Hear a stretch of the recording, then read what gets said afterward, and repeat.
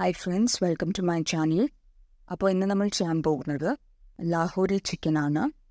ഇത് പാകിസ്ഥാനിലെ ലാഹോറിൽ പണ്ട് മുതലേ ഉള്ള ഒരു റെസ്റ്റോറൻറ്റിൽ സെർവ് ചെയ്ത് വന്നിരുന്ന ഒരു റിച്ചും ക്രീമിയുമായിട്ടുള്ള ഒരു ചിക്കൻ്റെ ഗ്രേവിയാണ്. അതുകൊണ്ട് തന്നെയാണ് ഇതിന് ലാഹോറി ചിക്കൻ അഥവാ ചിക്കൻ ലാഹോറി എന്ന് പേര് വന്നിരിക്കുന്നത്. അപ്പോൾ നമുക്ക് റെസിപ്പി സ്റ്റാർട്ട് ചെയ്യാം. അതിനായിട്ട് ആദ്യം ഒരു കടായി സ്റ്റവിലേക്ക് വെച്ച് ഓൺ ചെയ്തതിന് ശേഷം ഇതിലേക്ക് 1 ടേബിൾ സ്പൂൺ വെജിറ്റബിൾ ഓയിലും 1 ടേബിൾ സ്പൂൺ നെയ്യും ആഡ് ചെയ്യുക.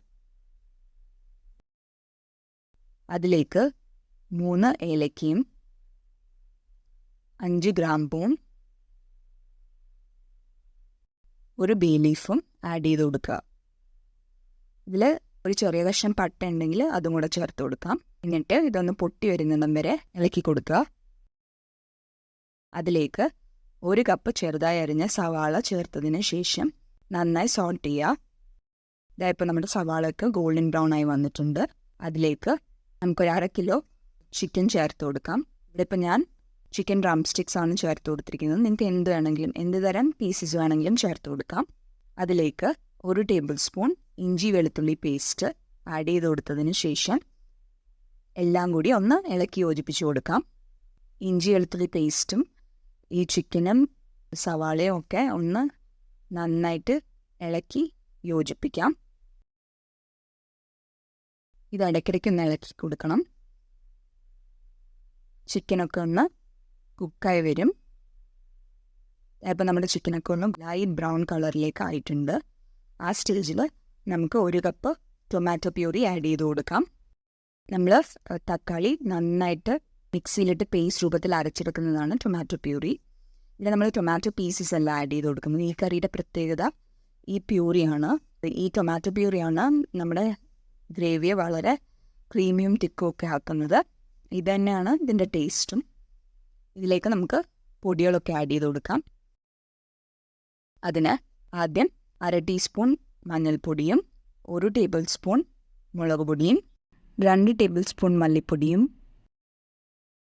ആവശ്യത്തിന് ഉപ്പും ചേർത്ത് ഇളക്കി യോജിപ്പിക്കുക. ചിലപ്പോൾ നമ്മൾ നന്നായിട്ട് ഇളക്കി യോജിപ്പിച്ചിട്ടുണ്ട്. അതിലേക്ക് ഈ ഗ്രേവിക്ക് അനുസരിച്ചുള്ള വെള്ളം ആഡ് ചെയ്ത് കൊടുക്കുക. ഇവിടെ ഇപ്പോൾ ഞാൻ ഒരു 1/4 കപ്പ് വെള്ളമാണ് ആഡ് ചെയ്ത് കൊടുത്തിരിക്കുന്നത്. എന്നിട്ട് ഇത് നമുക്ക് അടച്ചു വെച്ച് കുറച്ച് നേരം കുക്ക് ചെയ്യാം. ഇടയ്ക്കിടയ്ക്ക് ഒന്ന് ഇളക്കി കൊടുക്കണം. നമ്മുടെ ചിക്കനൊക്കെ നന്നായിട്ട് കുക്കായി വന്നിട്ടുണ്ട്.